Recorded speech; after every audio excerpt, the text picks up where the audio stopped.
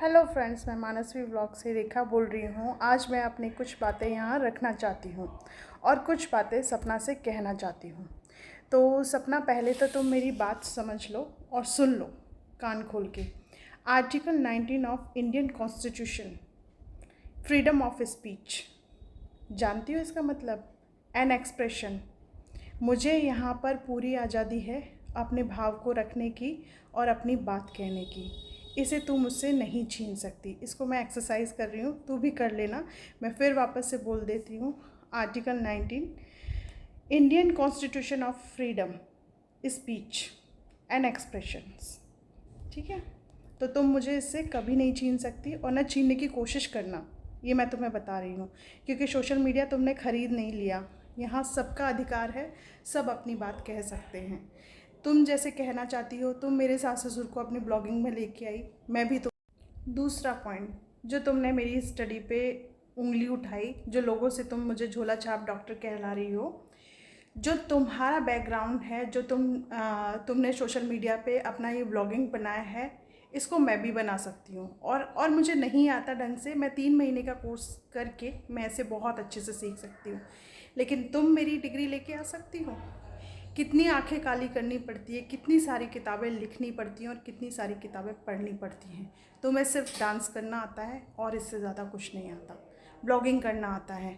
तुमने मेरी हर चीज़ पे उंगली उठाई, अब मैं भी तुम पे उंगली उठाती हूँ। ला सकती हो BDS की डिग्री, ला सकती हो MDS की डिग्री, और ला सकती हो 10 साल का एक्सपीरियंस। जो तुम आंखें उठा रही हो, सवाल उठा रही हो, तुम जैसे बुद्धू लोग होते हैं जो दूसरों की डिग्रियों पे हाथ उठाते हैं। तो मेरी डिग्री पे हाथ उठाने की कोशिश मत करना, कोर्ट में चैलेंज कर दूंगी। ध्यान रख लेना इस बात को। जो तुम कोई नेशनल या इंटरनेशनल डांसर नहीं हो जो तुम इतना शो आउट कर रही हो, है ना। मैं यही चीज़ें कहना चाहती हूँ कि इतना शो आउट करने की ज़रूरत नहीं है। ठीक है, तुमने मेरे फैमिली को लिया, मैंने तुम्हें लिया, क्योंकि तुम एक ही बात बताओ, एक घर में बहुत सारे लोग रहते हैं। हमारी फैमिली अलग है, इसके अलावा भी तुम्हारे पास 2 फैमिलियां हैं, उषा मौसी की और वो छोटे वाले चाचा जी की, ठीक है, जो जयपुर में रहते हैं। तुम उनको क्यों नहीं लेके आती ब्लॉगिंग में? बताओ। जो हमारी फैमिली में लड़ाई चल रही है, तुम मेरी सास को दिखाने के लिए कि हम दोनों सास बहू में लड़ाई हो, इसलिए तो लेके आती हो। अब तुम दो जवाब। मैं तुमसे सोशल मीडिया, तुमने कभी नहीं सोचा था ना कि मैं ब्लॉगिंग करूँगी, लेकिन अब मैं ब्लॉगिंग करूँगी। खुला चैलेंज है तुम्हें। तुमने कहा ना सबको कि मेरी रिपोर्ट करो, बंद करो, देख लो, बढ़ गए सब्सक्राइबर, डबल हो गए, है ना। तो अपनी बात को तुम अपने माध्यम से रखो, दूसरे के घर को तोड़ने की कोशिश कभी मत। और हाँ, तुम्हारे ससुर ने, मेरी फैमिली से कोई आदमी आया वीडियो बनाने के लिए, तुम्हारे ससुर ने मुझे तू तड़ाक बोली, सब कुछ बोला। उनसे मेरा एक सवाल है, छोटे भाई की संपत्ति हड़प के उन्हें खुशी नहीं हुई कि मेरी सासू माँ की संपत्ति को भी हड़पना चाहा? भाई, अपने दायरे में तुम लोग सीमित रहो तो बढ़िया रहेगा। मेरी लड़ाई तुमसे थी, कोई आदमी नहीं था बीच में, लेकिन वो बीच में आए, उन्होंने मेरे से जिस लहजे में बात की ना, वो बहुत गलत लहजा था। मैं चाहूँ तो इस पर एक्शन ले सकती हूँ, पर मैं तुम लोगों की तरह एक पुलिस का माध्यम को गलत फ़ायदा नहीं उठा सकती, पुलिस के इस माध्यम को, कि उनके पास जाके मैं वीडियो बना के लाऊं, ये सब कुछ करूं। ये सब कुछ मैंने तुम्हारे लिए छोड़ दिया, जो होगा सो मैं आगे देख लूँगी। मैं तैयार बैठी हूँ उस चीज़ के लिए। मुझे ये मत सोचना कि मैं डर गई हूँ। तूने अपने जीवन में 2 पेज भी शांति से पढ़े हैं किताब के? तुझे पता है मेडिकल की पढ़ाई में कितनी पढ़ाई करनी पड़ती है? पहले तो नीट क्वालिफाइड करना पड़ता है, 10th क्लास से ही अपने माँ बाप को छोड़ना पड़ता है, कोटा जाना पड़ता है, वहाँ 2-3 साल में हम लोग वो क्लियर करके आते।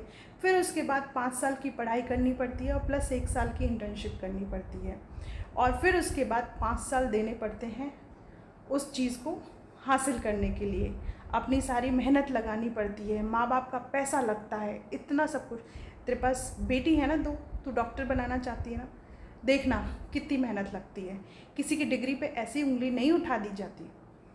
आपके पास डिग्री है नहीं, आप एक डांसर हैं तो डांसर ही रहिए। और डांसर भी वो कैसी डांसर, सिर्फ छोटी मोटी डांसर, है ना, जिसने कौन सी जगह पे रहते हो तुम लोग, मुझे उस गांव का नाम याद नहीं आ रहा, लेकिन शिवपुरी इतनी बड़ी जगह नहीं है। I never used unparliament language against you and you abuse me on social media. वाह, क्या बढ़िया बात है। तुम ऐसे यूट्यूबर हो, ऐसे फेमस हो, 2 मिलियंस ऐसे तुम्हारे फॉलोअर्स है। यार तुम्हारे फॉलोअर्स को सच में सलाम है कि मतलब अनपार्लियामेंट लैंग्वेज तुम यूज़ कर रही हो, तुम्हारे ससुर जी यूज़ कर रहे हैं। कितनी गलत बात होती है और कितना बड़ा क्राइम है, तुम्हें पता है?